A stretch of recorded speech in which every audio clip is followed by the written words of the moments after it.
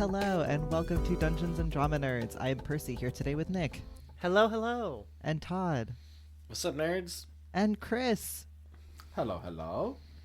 This week we're here to talk about spells, rituals, and techniques in Arc, a Doom RPG by Momedos, and specifically about how this game blurs real life and its fiction. To start, we wanted to do a little overview of the relevant game mechanics just to refresh your memory. So, in the handbook, she talks about performing spells and techniques, which are things that you can select as part of your sort of quote-unquote inventory at the beginning in character creation. She says, quote, spells and techniques shape a hero's life, forcing them to perform strange rituals attempting to grasp infinitely fickle and fragile fragments of unreality and pure will. Which is a very highfalutin way of saying, like, they're very limited. You have a very sort of finite number of instances that you can use them, and they're ways of sort of doing magic or accessing great power. It's also super alliterative, which I had not appreciated until you read it aloud. So good on Momedos I too was for that. unprepared for how alliterative it was going to be until I was in the thick of it. The other sort of centerpiece of what we wanted to talk about today is that, quote, spells and techniques can be replenished even if you have spent every instance.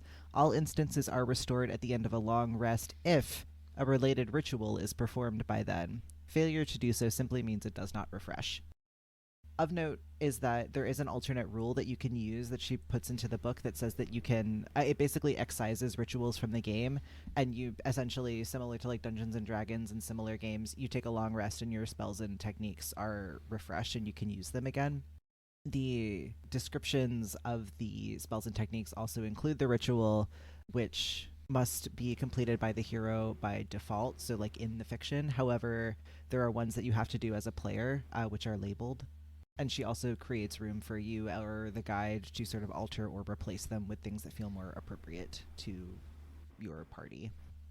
And just to clarify, because we kind of blew through the original reading of it, essentially the spells and techniques refreshing relating to if a ritual is performed, it sort of allows the ritual, by performing the ritual, you will then get a refresh at the end of the long rest, right? Just so... First perform the ritual and then have a long rest, and that will recharge it. Right. Yes. But if you take a long rest and you don't do the ritual, you don't get your spells or your spell or technique Right, because you haven't done the ritual to get it back. Yeah, and the other sort of TLDR of what we're getting at here is that there are a mix of rituals that are performed by your character and by you as the player. And we also will issue a slight correction to our explainer episode. We claimed that the rituals are like ambiguous as to whether it's the hero or the player that does them, but they are actually in fact very clearly labeled in parentheses at the end of the entry if it's like as a player. I still think if you watch a man die in real life, you should get a refresh. I agree. I'm there with you on that. And yeah, I was going to say I think it's clearly labeled when you go through them systematically, in that like she says explicitly, if they are unlabeled, they are done by the character, not the player. But you could do an alternate ruling where you could do any of them in real life. Yes, absolutely. Almost all of them, not all, but almost all, can be performed in real life. Questionable legality. I look forward to consuming a door soon. Yeah, we do not here at Dungeons and Drama Nerds, we do not endorse or recommend performing these rituals in real life. Questionable legality, questionable safety, but technically performable. Yeah, we assume no liability for what happens to you if you choose to do these rituals in real life. We also assume no liability if consuming a door doesn't give you magic powers. If you've done that and you're disappointed, refer all complaints to Momedos. To get us a little bit back on track, the other thing to note about spells and techniques is that each one also has an enhanced version that usually involves making a skill check and sacrificing a certain amount of guts depending on how powerful the original spell or technique is and how powerful the enhancement is.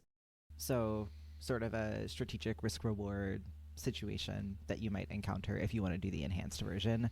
I don't believe enhancing it when you use it affects the ritual in any meaningful way. Nope. Thank you. And then also, you may have already, if you've been listening to the whole run of this, these commentaries, you may already know about this, but the relationship between real time and in-game time and arc is very closely tied. Many mechanics are related to real-world time, like the Doom Clock itself, rests, and how frequently you can try to learn new spells, techniques, or create new ones. It's not directly correlated to real time, but it's real close. And we had a whole episode about that, but that's important to remember. Yeah. So let's talk about some of these spells and techniques in detail and some of our favorite ones. There's about 15 pages of them, so there's a lot to choose from. I think we only saw like 4 or 5 in the game that we played. I'm ballparking that, but I think we only see like 4 or 5 on screen, as it were. But just picking out some favorites from the book, not necessarily ones from the game, I will start by calling out a particular spell I like titled Manic Hands, which I like because I'm a weirdo and so is this spell.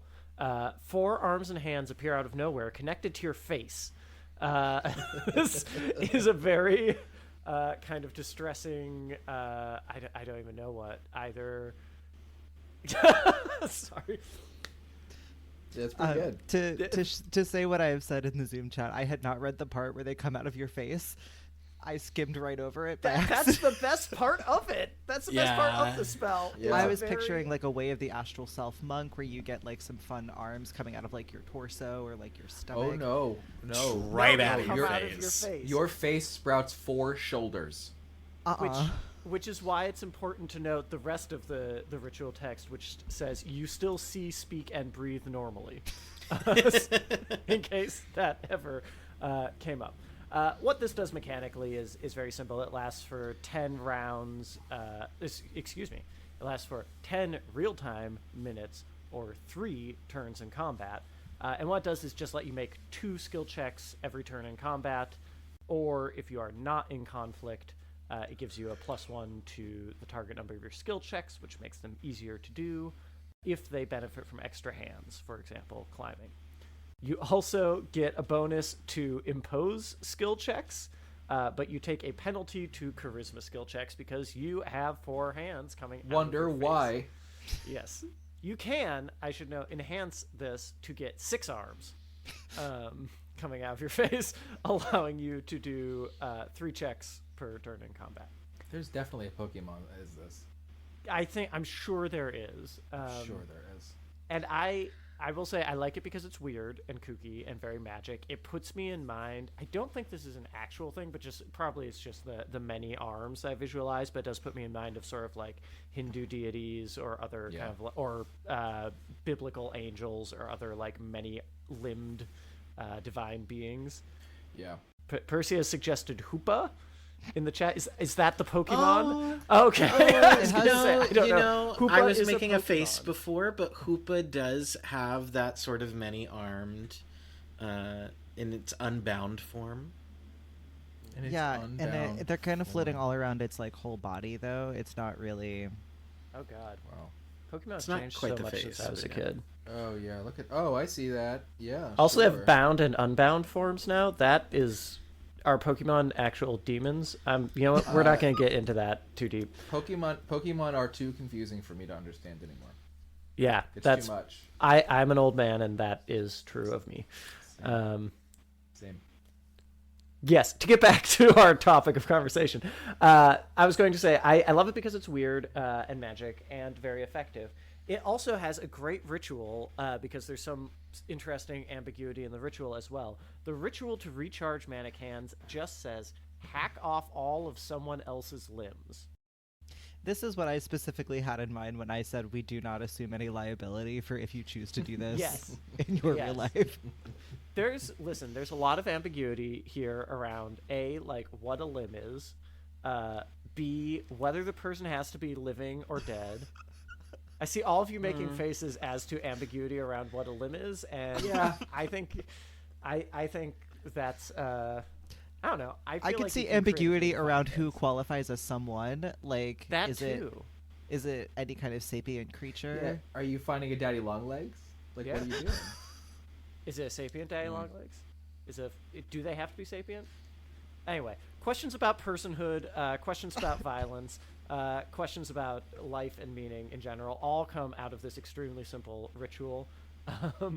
Which is, I will also say, it's one of the interesting ones because this is, I think, only a level 2 spell, or whatever she calls it. It's only got 2 little dagger symbols, which is not like inordinately powerful. But I wonder if this ritual is a little cap on like, you don't get to do this all the time. You don't get to do this every single day. Well, I suppose it also depends very much on the style with which you are playing this game, right? Yeah. Like, the world could be hyper-violent, and, like, that is, you could be, like, if we're doing, what is it, Dark Star? Was that what those, like, that, like, fantasy, like, high fantasy sword and sorcery sort of, Dark like, Sun. Conan the... Dark Sun, yeah, like Conan the Barbarian sort of like levels of violence. Like, there are people who game that way. You know what I mean? Yeah. I feel like in a game with like limited amounts of like where your time is so limited, as the guide, I would absolutely limit the opportunities for somebody to track a person down and hack off all of their you know what I mean? Like, well, and it's also gate kept. You also have to take a long rest, which requires like a fair amount of time. I do think it would be interesting in a game like nobody took this skill in our game, but in the style of game that we had, it would be a very big character choice for Gormla to hack off all of someone's limbs. You know, it would be. Gorm would be the person who would. Yes, this is true. Yes, no question. And more so, I'm thinking about it in like a, like I don't think this is a game that encourages like murder hobo behavior, necessarily. No, not usually, not generally. So I feel like, but I think that's ultimately what we're saying, right? It's like this is a big swing and it's a big choice, and it sure is useful. But what does it say about the person that you're playing? Yeah, and I think that's ultimately what makes it so good. Is that like this is a dark cost. For something as useful as this, which tells us a lot about the way in which this game treats power. Yeah, absolutely. I had a couple small things that I wanted to talk about. I think my favorite spell that we didn't get a chance to see is called Burn the Past. You target a creature you can see, and their memory of the past in-story hour is erased. With an enhanced version, it can be the last 3 in-story hours. And the ritual to, like, re-instance this for yourself is to burn a memento or letter from someone you dearly miss. I know in this instance that's talking about an in-character choice that you're making, which, like, kind of has some costs and kind of doesn't have some costs. Because, like, my arc character that we're playing for a short amount of time has a memento from their mom that they haven't seen in a long time that I just made up. Like, sure. But I like the idea of having to burn a personal memento. You, the player, yeah. Yeah, as the player. Like, I think that has such a higher cost and feels very meaningful as a choice to choose to do. And, like, maybe you don't use that spell, or maybe you choose not to re-instance that for yourself. But I think that like, sets up a really interesting player choice. And then I wanted to talk about 2, just real quickly, rituals that we did see that I just thought were fun. And so by this point in the campaign, you will have heard the use of Trinket, wherein Dex crafts a little song for us as a player, which I thought was adorable and hilarious when confronting Kuspan and throws some glitter that smells like lemon.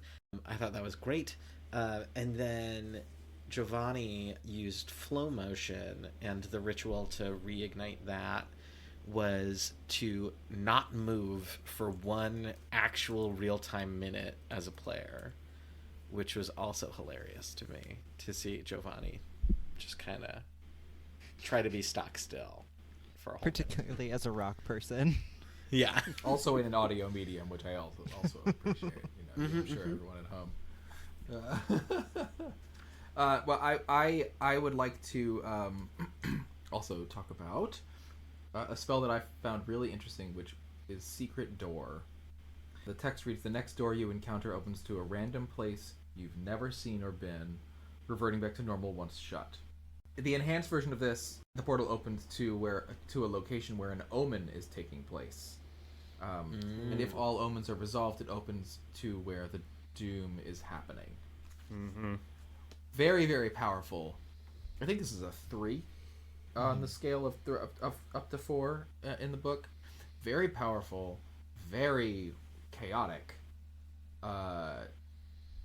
bit of magic for a player to wield and for a game master to manage, which I think is particularly fun. There's no like targeting this, which I think is very good. Like the targeting is all on, you're leaving it up to the gods, so to speak. Mm-hmm. So that is it's a lot of pressure if you're running the game. Mm-hmm. It's just to like improvise that in the moment, but it's also, and make it mean something, but it's also, especially as it pertains to enhancing it, right? The ritual for this is really a mind-bending thing, though, and it is consume a door. That's all. That's the whole thing. Consume a door. The infamous consumador. Now, yeah, it was a vacuum in the 50s. At first, it's good that we have the distinction that, like, it's not a player can't do this, right? But what does that mean? And it's similar to, I think this is one of those things where Nick was talking about the ambiguity of what is a limb, and to me, there is no ambiguity there. But I understand through this. But what can I do, right? It's that like player. It's that player thing of like, yeah, but okay, but like, let's talk about what. Yeah, let's like, talk about what this can I is. find a dollhouse? Yeah. How can I game this? How can I game this so that I don't spend however much time like chewing wood pulp? If a player of mine found a dollhouse, or better yet, a gingerbread house, sure, as their like ritual source for this, I would absolutely allow that. I think that's great lateral thinking. It's really fun. But then, of course, like, where it's a door to where? You know what I mean? Like, it's got to be a portal to something. There's a lot of so there's a lot of fun sort of like negotiation that would go on here. Well, like, is it the door? Is it the door frame? Like, does a door? What makes it a door? What is it? What constitutes? Yeah, a door? is a panel of wood a door? Yeah. Once you've taken it off the door frame to consume it, is it just a board? Was it a door? Is that part of it? Is it like, must it have been a door? Must it have been a door? I mean, I think this is the kind of stuff that sort of like would be a great way for real time to pass in this game, and for players to get derailed having these sorts of conversations instead of just doing it. You know what I mean? Just out of curiosity, if your character had to consume a door right now, what is the method each of you would take? Am I my character? Is this the Neo-Futurists? Any character. Well, if I were a rock person, then it wouldn't be so hard. If I were Lemon Sprinkle, I would find a gingerbread house. Yeah. Yeah. If I were Twili, I would probably just be like, all right, I have to tough this out and just take a full-size physical wooden door and attempt to eat it. I would go find a doggy door somewhere, and then I would boil it. My thought was also turn it into a stock for soup somehow. Yes. Yes. It seems very impractical to boil down a door, but that's where my brain is. A very large pot. Really big pot. One assumes I don't have a human digestive tract. You know what I mean? Actually, you know what? If I'm speaking for myself as a person, I would be derailed by the philosophical conversation of what exactly constitutes a door and is an opening enough.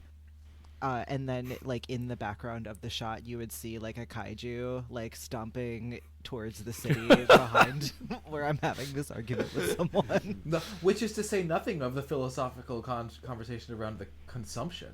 How could one consume? You know what I mean? If I just lit a door on fire, it would be consumed in flames. But did you consume it? What if I aesthetically admire the door on Instagram? Have I consumed it? Has the door been turned into content which I've consumed? I was going to say, from the opposite end, as a GM, if my player did want to recharge this ritual and wanted to use a gingerbread house door, I would absolutely allow it. However, the next time they cast it, I would have them go through the door and become ginger people. That's very good. I feel like that's only fair. They would go to Candyland. Yes, exactly. Yes, all of a sudden we're in Candyland. I feel like that's actually only fair. That's very cool, and it would be a fun like Easter egg to hold on to, and then have them remember like, oh shit, I did. Whoops. Oh, remember how I tried to be a smartass? Well, no mechanical impact on anything. Hoisted by my own petard. I feel I chose the least fun of our assembled spells and techniques. that tracks. I'm the least fun of the four of us. The technique that I chose is called Redo. You redo the last roll regardless of who made it. It's a 3-dagger sort of complexity. It's a very powerful effect. The enhanced version is that you can increase or decrease the target number or the threshold number by 1 as well, so you can make the roll easier or harder. The ritual for this is to intentionally fail a crucial skill check. And the reason that I ended up choosing this one when I was looking through them is that it prompted a particular sort of observation that I have about a lot of these rituals. Like some of them, I don't remember the associated spell or technique for it, but one of them is like jump over a newborn, which I think is like thematically relevant, but like... I love that one. Another one I think is a good one to blur the line on character or player. Don't jump over babies. It's too risky. But I feel like they're small. Whatever. Percy's like, I can make that jump. I know I can't. Easy jump. I'm pretty clumsy, but like I could do it. The observation that I came to is that like what I think is really interesting about the way a lot of these are written is that many of these rituals involve sort of undergoing whatever the effect you impose upon someone else is yourself before you can do it again, often in a kind of more intense way, and I'm really interested in that design choice. Sometimes it's also the reverse. I like the ritual for flow motion, which is like you're really good at moving and then you have to be still. You have to experience the sort of reverse of that. Some examples that I've pulled are the ritual for compel, which compels the target creature to follow an effect from a rollable list for a certain number of real-time minutes or turns in conflict. The ritual for compel is for 30 real-time minutes, you always agree when asked. So you are in turn compelled. Mm-hmm. And this all isn't always in like an eye for an eye sort of way. It's not in the way that like in the police academy or when you join the Marines, they make you like be tear gassed and like have pepper spray so that you know what it's like before you do it to other people, which is like grim and awful. Sometimes it is. It's, and I just wasn't expecting that to be your go-to example of like how these rituals work or don't work. What What can we say? What can I say? It's not always in that sort of like eye for an eye sort of way, but often you see this pattern of it being sort of the inverse or it being sort of a you have to like experience the opposite. The ritual for Little Escapologist, which is a spell, it essentially turns you invisible and you don't create any sound or odor for a certain amount of time, is that you have to introduce yourself to 10 strangers, which I think is a really fun sort of flip of like becoming completely sort of unperceivable. So yeah, I I was don't just know. about to say Gorm, right? Like, Gorm does not wish to be perceived, right? And yeah, like this is, I am imperceptible to, I willingly am perceived in real life. Yeah, and if we're like thinking about the way that taking certain spells or techniques like mana cans is a really strong sort of character choice, it's interesting that some of these rituals can sort of push your character out of their comfort zone in that way. I think that's a cool design choice. Yeah. Question. Mm-hmm. Stupid question. But question. Do you think those text messages I get that just say hello there from unknown numbers are people playing are Yes. trying to Yeah, recharge that's it. their little escapologist ritual? Yes. Okay. I'll start being friendlier to them. So to get to what we're here to talk about today, like what does this mean for our experience of gameplay? That some of the rituals are in the fiction and some are things that the players themselves have to perform. And also, like, why this instead of a mana cost or just recharging after a long rest? Often the rituals that involve doing something in real life are like, I would say, and I don't mean this in a bad way, I think they're inconsequential to the gameplay. Like, they don't actually like do anything mechanically necessarily. Like, you in real life giving someone a compliment affects the dynamic at the table, and like does sort of like, it mechanically impacts the gameplay in that it recharges your spell or technique, but it doesn't actively sort of directly do anything. The buy-in is like, the impact is emotional, and I think my biggest sort of observation about it, what it does for our experience of gameplay, is that it requires a lot of buy-in from the player in terms of both like connecting themselves to their character and sort of like giving those rituals meaning in the doing of them. Like, you have to, if you're a power gamer playing this game, you're going to make strategies about in fiction hacking off everybody's limbs to recharge your mana cans spell, because you're not creating what I suspect Momedos wants you to create, which is that like deep emotional sort of connection between the ritual and your character's access to power, like Chris was talking about earlier. And it also speaks to, I think that I think Percy and I have spoken about this generally, but I know it's been spoken of it in general with this game. This game seems to really reward in-person play, right? Like sitting motionless for 10 minutes or whatever it was. Just for one. Okay, but sitting motionless for 1 minute alone in my apartment while I'm on Zoom is a whole lot less. It doesn't feel the same as sitting around a dining room table with all of my friends who are continuing to have fun and do things with like all that stimulus and actually succeeding at that. You know, a minute feels a lot longer in that way. And that's a low impact version, right? Like, I think in general a lot of this stuff is, I don't know, it speaks to that emotionality that you're talking about as well. You know, like the emotional connection comes from being observed and being perceived in the flesh, which is pretty fun, and the community and ritual that comes from that. You know, the sort of like inherently human ritual community communing thing that happens when people gather. I think that there's something like, part of what interested me about this game and about these rituals when we were discussing season planning for the show is like, okay, this is weird, and we haven't talked about Dungeons & Dragons in forever, but I hate material components. I think they are dumb. I think they don't add anything to the game. I don't care if you went out into the woods in character to pick a berry to make a good berry. I don't give a shit. I don't think it actually adds to the fiction. I think it's just like kind of boring and like, oh, you got another thing for your checklist. And like, that's me. And I get that. But I think that there is something really compelling about either making a choice in character to fulfill these rituals, like chopping off all of someone's limbs. Like, those are all strong character choices, whether you're trying to do that in an ethical or not ethical way in the game. Like, do you go and dig up a corpse and do that? I don't know, but your friends will probably think you're weird for doing that either way after you have a bunch of arms burst out of your face, so you can do better in combat for a round or three.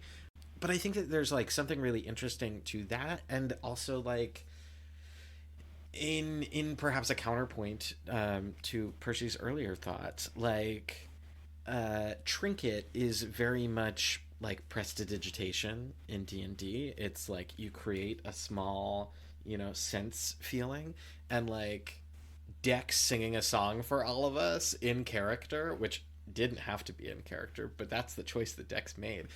Singing a song for all of us in character to do prestidigitation, like, makes that moment mean so much more to me than like any time I had a character gloomily light a candle in a bar or whatever, you know?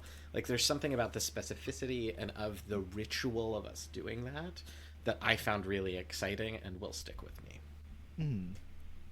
I think there's something. Oh, go ahead. I was just about to defend material components. Well, I was going to say sort of a defensive material component. Yeah, not a real one, the sort of one. What were you going to say? I wonder if it's the same. Well, I was going to say, I think one of the things that's so enthralling about these rituals is that they're so specific.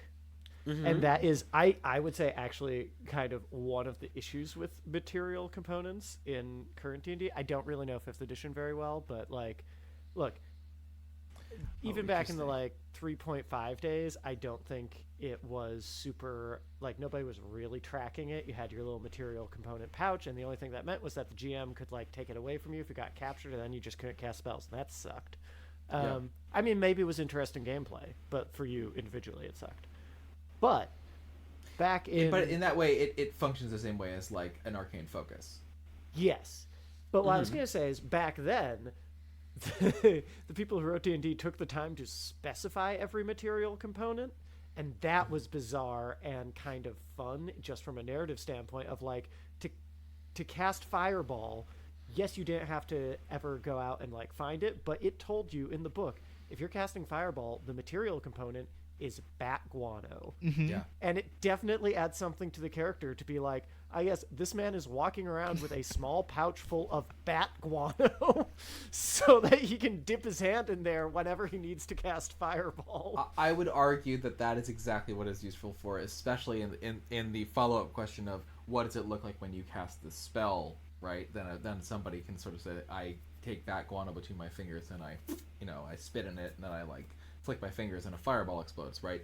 But I will argue for, because I think that they're useless in that regard, right? It's just like fluff. It's a thing. It's not a big deal. And I agree. I'm not interested in role-playing somebody being like, I'm out of bat guano. It's like, right. You know, like, I don't really care. But I will say, I'm out of a diamond worth 1,000 gold pieces, so I can't cast Revivify in this moment. That is a cost, an actual cost, much like we're talking about here, right? There is just like you've got your like equal, and it's much more elegantly done in this game, right? Like what we're talking, like all that they have in Dungeons and Dragons is loot, right? Like that's sort of like things cost things because there is cost, and like that's all that they've got mechanically because it's this big bloated system. But like within our, it is the same philosophy towards it, right? As you go, okay, well I sit for a full minute so I can move fast in the game, right? Like I think that there's something to be said there, but that's also like not an explicitly written rule. To be fair, what is an explicitly written rule in Dungeons and Dragons, Todd? You know, like they literally go out and say, I don't know, here's a bunch of rules, have fun. I mean, I think it's about everybody at the table agreeing about the extent to which they buy into these things. Yeah. Like in my 2 D&D home games ago, I had a wizard who, unbeknownst to, like, we had just leveled up and we're role playing that they're like coming down to breakfast or whatever, and she sits down at the table and orders like toast from the tavern person, and she looks me dead in the eyes and she says, is there a butter dish on the table? And I'm like, sure, there's a butter dish on the table. And she's like, I open the butter dish, I take out a handful of butter and I put it in my pocket. And I was like, sorry, what? She was like, don't worry about it. And I was like, okay. And then later she cast the grease spell, for which the material component is butter. And I was like, that's amazing. I love this so much. That's so awesome. We had so much fun with that. But it was because we were all sort of bought into like giving this meaning. In the same way, I think this game structures that buy-in a lot better. Like I think it is much easier for everyone to be sort of bought into the storytelling necessity of these things. And because they're actions, which I think is probably inherently more interesting. What Chris was talking about a little bit before of how in D&D and its ilk, kind of everything is commodified. Like the sort of inverse of what the story Percy was just telling, which is actually like a fun character bit of, oh, I'm taking butter because I need it to cast my spells. Because that like turns it into an action in first edition Pathfinder, a thing I never knew anybody to track, which by the rules you should, because it costs more than 1 gold piece. To cast the spell Create Pit, I just looked this up to confirm my memory, which is a very useful spell, just makes a big hole, useful in combat, open it below people, shove people into it, whatever. Me at the punk show, I cast Create Pit. So the material components is stand and put your arms out and start spinning. Yeah. Create pit. The actual material component is a miniature shovel. Here's the kicker. Costing 10 gold pieces. Oh, yeah. Nice. Which is not an interest. Like, unlike the butter, this is like, okay, this is purely a tax on casting the spell, because there's no world in which you're going to, like, stumble across a pile of 10 gold piece miniature shovels. Like, this is literally just saying you have to spend 10 gold pieces to cast the spell. And is it consumed? And is it consumed by the spell? Yes. Well, but listen, you know what? I will say, man, Create Pit, what level spell is that? Sounds low. It seems like a good spell. Like, if I'm trying to, like, that's very easy to spam, right? Like, boy. Boy, every 6 seconds I can create a pit underneath all of my enemies. I seem to have hacked through. I seem to not need to do combat anymore. You know what I mean? Like, that's where the power gamer, it's almost like checks and balances against power gaming, right? In some ways. Whereas I get really invested in the implications of a magic system that is dairy-based. Like, what does it mean to be in a world where you use dairy products to cast magic? That's amazing. Well, I just love it. Yeah, and inversely, there's this stupid thing of, to answer Chris's question, it's a second level spell, which means there's lots of spellcasters who can cast it, which presumably means there is a small industry in this world devoted to crafting Yo, you got what I tiny need? shovels. You got what I need? Yeah, exactly. They open their trench coat and it's full of tiny little shovels. I got a spade. I need a shovel, Tony. I need a shovel. What is this? Anyway, that was a long tangent. We should probably return. No, I think it was very relevant. Actually, it was about the concept. Hey, no It's tangents. doing and not having. Yes, Yes. doing and not having is a good way to put it. Yeah. Doing and not having, and also making meaning, right? Like, Yeah.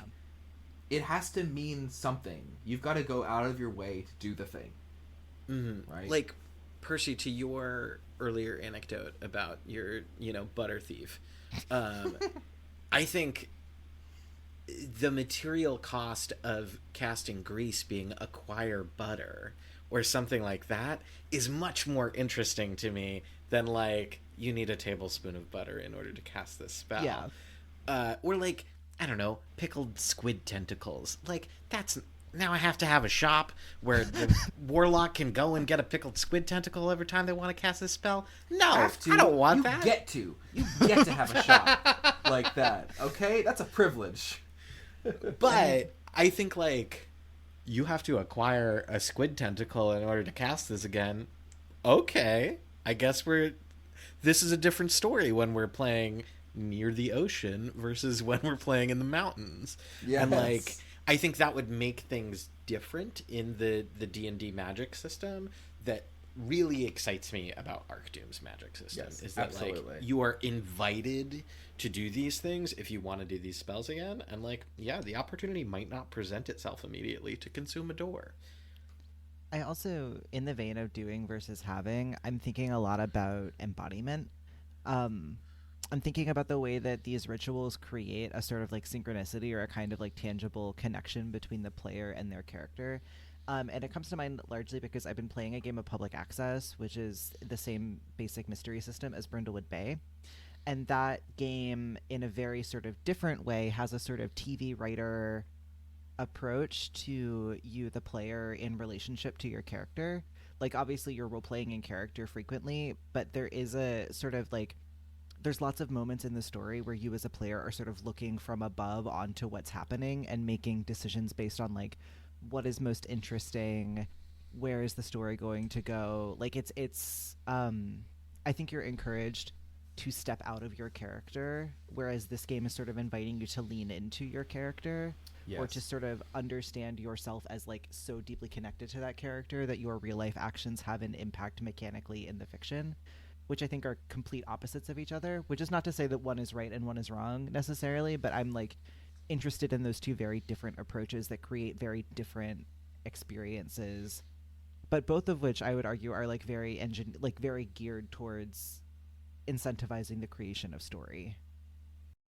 I was just going to say, in some ways, it feels to me almost like it's incentivizing the creation of story in different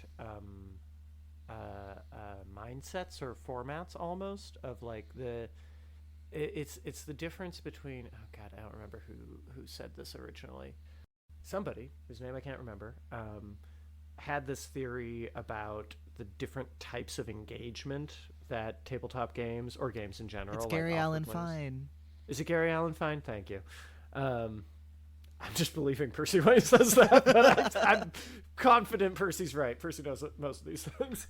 But one of those engagements is like acting or character, and another is story.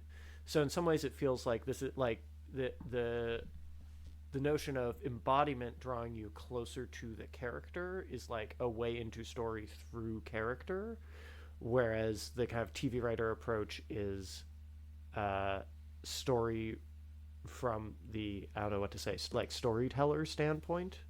I'm so sorry. It's actually Ron Edwards Okay. and Vincent Baker on the Forge forums, but no one but me cares about that. Carry on. No, I care about it too. Every word in tabletop games started with Ron Edwards and Vincent Baker on the Forge forums. I'm kidding, but I'm not kidding. I'm thinking about vulnerability as we're talking about these game styles. Yeah. I'm thinking about the notion, right? Like, sorry, I'm just sitting here going like, all right, what is, we're leaning into these characters, and there's a blurring of yourself versus the character, right? There is a blurring of the boundary between this imagined persona and you as a human among your friends, right? And the notion of what are we experiencing by leaning in, right? What is it asking us to do within this magic circle, which was a little bit of a segue for what we're going to talk about, but like, what are we asking of ourselves by playing this game? And like, what is this game asking us to do? And how much of that has to do with being vulnerable with the people that are around us? Well, I will say, versus the alternative way of playing this game, which is how do I game it, right? That top-down thing, which is how do I maintain distance from vulnerability, right? And what do I and as much as it's like, yeah, okay, that's not an actual separation of emotion because we're humans and we can't do that, right? Like, what is the emotional benefit to a person to playing that way, right? And is that, and I would argue that this game really lends itself away from that play style. yeah, Right? Like, it is not encouraging people to play that way. It wants you to be emotionally vulnerable in this. And if you don't, it just is not going to give you as many opportunities to feel superior to that emotion, to the vulnerability, because that's the only thing that I can think of why somebody would want to do that. Like, what emotional benefit they would get from it. And I'm not a psychiatrist, do you know what I mean? But I don't know. What are your thoughts on this? I'm sort of musing. I don't have a point so much as this is what I thought. Well, I think the one thing I'd offer, and I do agree, this does raise the question. That's what we're going to talk about next, which is like, how does this blur the notion of the magic circle, which we've talked about before? And I will say, I think one thing that I don't think that removed perspective is always necessarily about like feeling. I don't remember what the phrase used was, but like feeling superior. Or well, yeah, and I was, and again, hyperbole. Yeah, musing. Yeah, but I was gonna say, because there is also a like, in some ways, I think that can also be a safety approach if you do want to. And it's a different, a lot of the games we play come from the, like, ultimately, I think, come from the sort of Baker paradigm of play to find out what happens, which is fair enough in broad terms, but there's a different vulnerability, or there's a required vulnerability when it is like, truly, we do not know what might happen, and we're going to get very invested in these characters, that you sometimes want a little more distance from if you're playing, for example, Bluebeard's Bride, which I would say does take steps to like distance you a little bit, in that, you know, you're playing, your character is kind of abstracted, you're playing fragments of a single person's psyche rather than like a person, and you all know how this is going to end. And I think that kind of like, that's sort of what I mean by like storyteller versus character, is like, if I'm playing a game where I don't know what's going to happen and I very closely identify with my character, I'm going to do what I, in some cases, I may actually try to game the system more because I like want them to survive. Whereas if I've gone into the story being like, I think the most interesting story here might be my character like dying in a heroic sacrifice or whatever, it opens up different spaces for, it opens up different storytelling spaces in me as a like emotional player. Yeah. And you can never be like fully distanced, obviously, but it does have uses.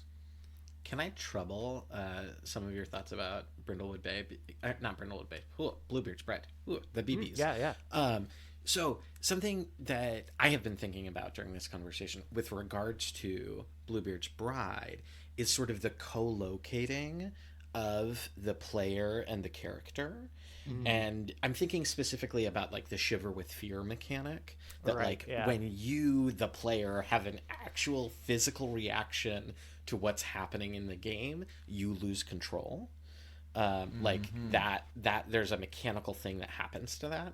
And I think what's interesting about Arc, a Doom RPG, is that Momedo's, by both using real time to heighten stakes, to heighten choices that you're making, to make things more tense, and to say like, you actually have to do these things. I think there's a co-locating there that's really exciting, that like either gets you more invested emotionally, but also allows you to like go through what your character is going through a little more, that I think is interesting. I don't know that I have a solid finished thesis on that, but there's something about like the co-locating of player experience and character experience that I find really exciting about these rituals. Because I think, like, from my experience playing at least public access, which admittedly different from Brindlewood Bay but similar enough, like, I get really emotionally invested in that, and am, I think, willing to accept suboptimal outcomes because they are more interesting, because like there's that separation there. And when I get emotionally invested in that game, it is very often the same experience of when I'm watching like a scary TV show and I want to know what happens to the characters. But it's not the same as like me as Luke Parrish being like, oh my god, my friend's mom got possessed because I messed up our seance, right? Like, I'm sitting outside of it and I am invested in it, but it's a different kind of investment than the sort of co-location that Todd is talking about that is facilitated by doing these rituals. Like, I don't know. I'm a little bit biased because I've never been like a role player who's like, I'm in character and I'm like, I have my super objective and my tactics and this is what my character would do. Like, I just can't do that. But I feel like having these sort of real life touchstones gives me an access point to my character and makes me sort of willing to, I don't know, I'm rambling, but the other thought that I've had that I think will help me square the circle is that I've been thinking about the example that Todd brought, the Burn the Past spell and its ritual, which I think is a really great example of how, like, if you try to game the rituals by just like blowing through them in order to regain your spells and techniques, like the game will just be incredibly unsatisfying. I think the game just like does not reward that behavior at all. Like, if you're like, oh whatever, I burn all my letters from my family, like sure you do that and you get your spells back. And I think the game will not reward. Yeah, it won't feel fun to play. And also, not for nothing, you got to find a whole group of people who are going to agree to do it the same way. Yeah, like that's the hard thing. Yeah, and like if you all are doing it the same way, like you're gonna have like you're not gonna enjoy playing the game. So I'm sort of like, yeah, I think just to like wrap the like you kind of have. I think I think that ultimately what we're saying is this game, and this is sort of like speaking to what I was saying clumsily with superiority, this game does not reward the cynic. It doesn't reward the cynic in the same way that it does the sort of like person who is open to experience. And I think that is a tremendous achievement in design. Right? Mm-hmm. That like it really makes the cynic, separates the cynic from the group instantly, right? And it makes it will make, if you have one cynic in a group of people doing this game, then they are going to feel like an outsider and everybody else will perhaps view them as the person who is kind of yucking their yum. Right? So, and I think that's a really, really interesting way of, again, encouraging community and encouraging sort of like people to be with each other, which is very philosophically satisfying considering the themes of this game of being the end of the world and how do we save ourselves but by being with each other. And I think that's an awfully nice thing. Well, and I will say I was looking through the book earlier, and I do think I didn't check systematically, but I would say every ritual that is specifically for the player rather than the characters, I think pretty much everyone I clocked is something that feels either pro-social or at least like a kind of fun table party game. You know, even the like sitting still for a minute is like a fun, not too heavy challenge, but like Chris was saying earlier, like a fun thing to do while you're playing D&D or whatever, especially around an actual table. I imagine it has got to be kind of fun and silly to have one person, you know, the game going and one person just sitting there as still as possible for a minute. Like that's a fun bit. And I mean, inspiration, which we do see in the actual play, is just a lovely one where you have to give somebody else like kind words at the table out of character or in private, not necessarily at the table, but one of your fellow players. And so, yeah, I think Momedos has given a lot of thought to how these rituals can build good like table camaraderie. Mm-hmm. And even like I'm forgetting, I think it's called Unmask, is one of Romana's techniques that like lets you know the true desires of one person and their true name and stuff like that. And the ritual for that was like write down your heart's desire on a piece of paper and then crumple it up. And like, boy howdy, I want to know what Ro wrote on that piece of paper. And also that's not part of it. Like part of it is that Ro writes this down and like puts themselves in a vulnerable situation and also gets to keep that secret. Yeah. Which I love. One of the things that I was doing some research in preparing for this episode that I just wanted to like speak into this space. Catherine Himes was presenting at a board game design summit, talking about artifacts of play, and she was talking about, you know, different TTRPGs, but also just board games that involve making marks or artifacts or things, whether that's a map in the Quiet Year or your Risk Legacy map and like board game that changes as you play the game in ways that are irreversible. She's kind of talking about like different ways we make artifacts in games. And one of her highlights was that she felt artifacts of play are made within the magic circle and emphasize the meaning made there. That like in doing these rituals and doing these acts, in creating something, we kind of reinforce the feelings that we're having in that moment of the game. And that could be your session notes that you jot down during D&D, or a map that you like drew as your DM was describing a place. Like all of those things inform and are relics and artifacts of your gameplay experience and exist outside of the game after the game is over.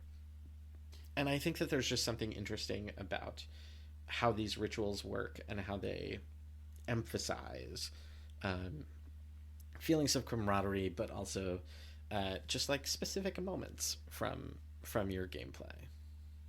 This is also a thing that Shingyan and Jian Shim touch on when they talk about keepsake games and connected path games, which they also position really explicitly as like a rejection of disposability culture and a sort of rejection of like the ephemerality of gameplay, which I think is really interesting as like a person who does theater. And I think there is something really, really exciting about this idea of like, how do we take this thing and make it real, and how do we bring it into the real world, even if the ritual that we're doing is ephemeral, you know. I mean, I just think about people who collect playbills. You know what I mean? Like, which maybe is a big jump, judging from the blank looks on everybody's face, but also just like, I think that in a lot of ways, there's lots of instances of this when it comes to ephemeral things such as this, right? Like, how do we make magic mean something, right? The magic of sort of like alchemy of creation that we do, you know, we all, especially as now we're all dramaturgs, right? We're all developers of new things in a lot of cases, and it's like, you know, there's experimentation that goes on with those things, but in a lot of ways, I think it's disingenuous to call a lot of what we do as game people, but also as theater people and as creators of these sort of like metaphysical realities, is like as scientific, much closer to alchemical, in the sense that it doesn't really exist. What we're making, you can't actually turn iron into gold, but you can, and like in a lot of, and so how do we get the gold at the end of the day? It's by having a binder full of playbills from every Broadway show that I've ever been to. Not me, but like, you know, the people who we've all, like, especially I grew up near New York, like Caitlin Markey, if you're listening, I know you do. It's very amazing. It's very impressive. Like, she loves it, and that's what she does. And like, I don't know, they used to do that. They used to have like playbills. They used to have ads for like playbill keepsake binders and things in the back of them. Oh, I'm like, sure they still do. Well, but not in the back of the playbill anymore. But it was there for a long time. Now we have the internet, Really? right? I was going to say, I would have thought that was the main purpose of a playbill these days. I mean, also contractual stuff about crediting the artists and stuff, but like... Well, in a lot of ways, yeah, it is. But also, like, I think that's just a very interesting thing, you know, like, that's a big old crossover. Do you have to do it in order to experience it? I don't know. I'm getting really deep now. Well, but that is something I was thinking about, is because in some ways the interesting thing about the keepsake games being a counter to disposability culture is the question of, is there an aspect of like consumer culture in that, of like, you know, and this is, I think, more I think my answer for keepsake games, which I don't know super well, but for keepsake games specifically, I think my answer is no. But I'm thinking about, because this is kind of more my world, like Sleep No More and all the like merch and also just physical crap you can get from it. The mask alone. The mask, yeah, which everybody gets to go home with. But I think one of the big differences there, and this is not to put any judgment on either thing, but I do think there's a difference between keepsake games, which are often played like at home, either alone or in a very small group, and involve like making the thing that is then a record of the ephemeral thing, versus like going to Sleep No More and like stealing a letter from the desk, which lots of people do. Just to say that, like, there's the overhead. Yeah. Oh yeah. I don't know. Yeah, sorry. But I think it's interesting too. Like, you've got the masks or whatever. When Sleep No More first happened, it was like you'd go into somebody's apartment and you'd see a mask and you'd be like, "Oh, you went." you know, and like you'd keep that mask hoping somebody would see it, because you'd be like, it felt like a club, you know, and like that is literally a keepsake, right? And it's a thing, and then it becomes sort of commodified. I think it all starts in one place, right? And then it can sort of, you know, I give out. I used to, my previous theater company, Team Awesome Robot, I would give out tiny little robots. Look, Percy's got one. Showing one off right now for the viewers at home. It's the sort of robot that you would get out of a quarter that cost a quarter at the grocery store, out of a little turn thing, right? And just they're very cheap. You buy them in bulk. The theater company is no longer called Team Awesome Robot. We don't do that anymore. But it is sort of like the purpose is the same. You know what I mean? Yeah. Have this, right? Like this happened. Proof that this happened. But and that's maybe the thing for this game, for these games. Sorry. To circle us back to the thing that we concluded earlier about material components, the difference is that it's not about the having; it's about playing the game. It's about the doing of playing the game, at which you arrive at having the thing. Yeah, it's the journey. It's the friends we made along the way. Speaking of the friends we made along the way, hey everybody! Thank you all so much for listening to this incredible conversation. It was really very fun. We hope that you will join us for the thrilling conclusion of a Doom RPG. Will Gorm get a boyfriend? Will the Doom be averted? Or will they fall at the hands of the Yoke Edije? Find out next week! Dungeons & Drama Nerds is produced by Todd Brian Backus, Percival Hornak, and Nicholas Orvis, and this episode was mixed and edited by Percival Hornak.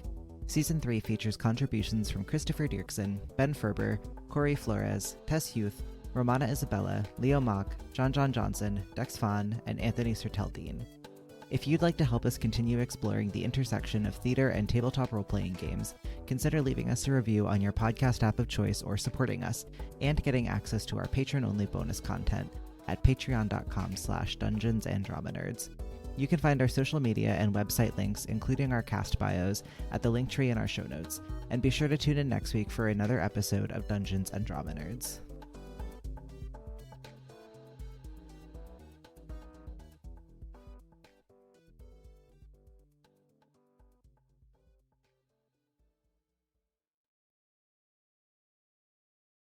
Ba-ba-da-ba-ba-da-da-da-da-da-da-da-da-da.